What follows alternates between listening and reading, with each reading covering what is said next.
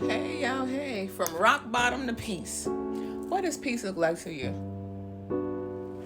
If you are somebody that has hit rock bottom and you just don't know if you're going or coming, what's your next move?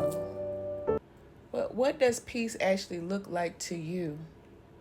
What does surrendering yourself look like?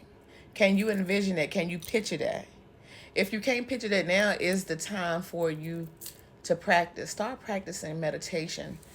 Start practicing seeing yourself doing good, even when you can't. If you have hit rock bottom and you don't know which way to turn, you don't know if you're going to go left, right, left. Look, take a couple seconds out of your day and just begin to pray. Close your eyes simply like that.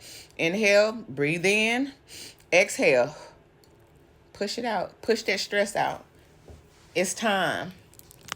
In case nobody told you today that they love you, I love you, God loves you. And restoring your body and your mind starts with you. Nobody else can do it for you but you.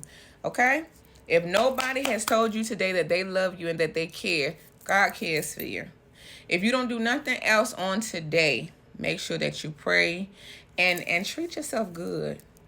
It's time. It's time to start treating yourself better. Stop speaking to yourself negative, telling yourself negative things, and you actually believe in it. Whatever you say out loud, it becomes a part of your life. It becomes you. So speak to yourself nicely. You know how some people say, don't speak to me like that.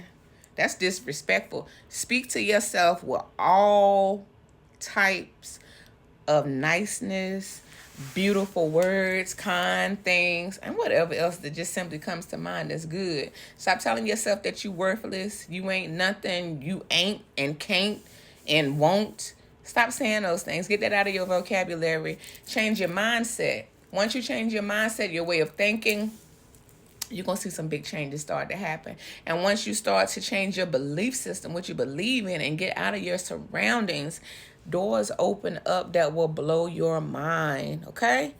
Doors open up to blow your mind because a lot of times people have lost faith. In this world that we're living in right now, it is so hard to keep the faith and to believe in something that you cannot see. But let me tell you something. Hold tight to that dream. Hold tight to whatever vision that is that you have deep down inside you and you want it to come true. It will. You just got to put some work behind it.